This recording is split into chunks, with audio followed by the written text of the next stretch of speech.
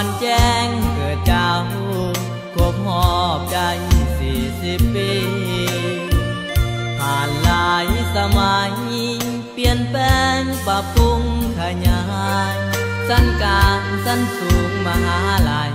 คุณภาพใหม่นำพาสังคมสถาบันสร้างคุณ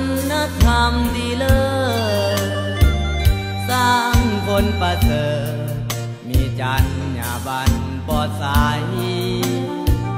สร้างวิสาการ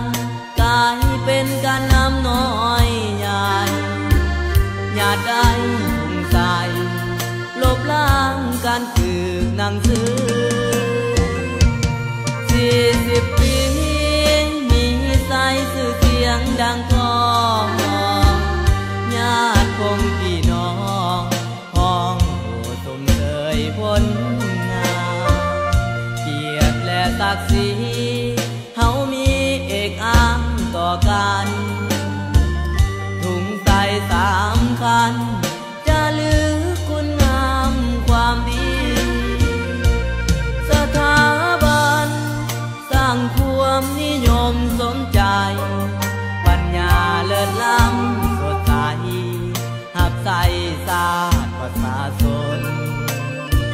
ครบหอบฝันดีมีมาลัยขันน้อยผัวใหญ่เป็นของขวัญใจวิทยาลัยครูสวรรค์เฮียเมือง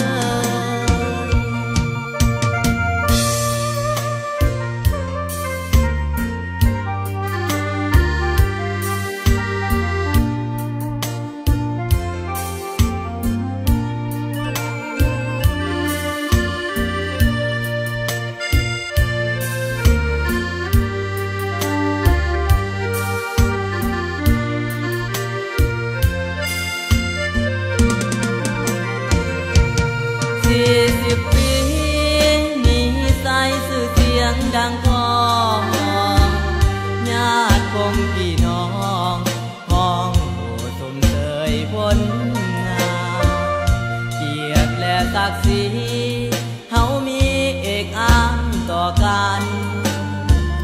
ถุงใส่3 คันจะลือคุณงามความดีสถาบันสร้างความนิยมสมใจปัญญาเลิศล้ำสดใสหับใส่ศาสตร์ประชาชนครบหอบฝันดีมีมาลัยขันน้อยผัวใหญ่เป็นของขวัญใจวิทยาลัยครูสวรรค์เฮียเมือง